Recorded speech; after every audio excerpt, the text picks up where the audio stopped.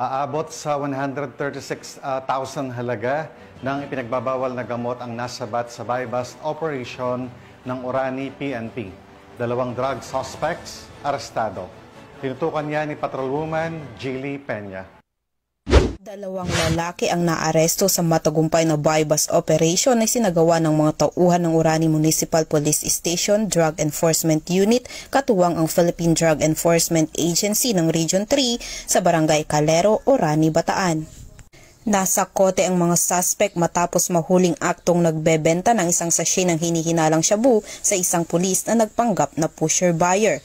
Sa sinagawang protective search, na-recover pa ang 4 na medium-sized sachet ng pinaghihinalaang shabu na may tinatayang timbang na 20 grams at katumbas na halaga na 136,000 pesos. Kasalukuyang nakakulong ang mga suspect sa Orani MPS Custodial Facility habang inihahanda ang kasong paglabag sa Section 5 at 11 Article 2 ng Republic Act 9165 o ang Comprehensive Dangerous Drugs Act of 2002.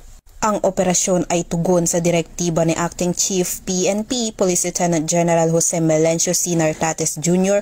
ukol sa pagpapalakas ng managing police operations at pagpapatupad ng mas pinaigting na kampanya laban sa ilegal na droga sa buong suporta ni Police Brigadier General Ponce Rogelio I. Peñones Jr., Regional Director ng Police Regional Office 3. Sa ilalim ng pamumuno ni Police Colonel Marites A. Salvadora, Provincial Director ng Bataan Police Provincial Office, patuloy ang determinasyon ng mga kapulisan ng Bataan na sugpuin ang ilegal na droga sa lalawigan at tiyaking walang puwang ang mga sangkot sa ganitong gawain.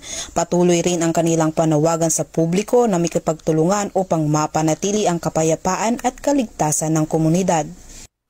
Mula dito sa Police Regional Office 3, ako inyong PNN Correspondent, Patrolwoman Jilly Advincula Peña, alagad ng batas, tagataguyod ng Balitang Pulis.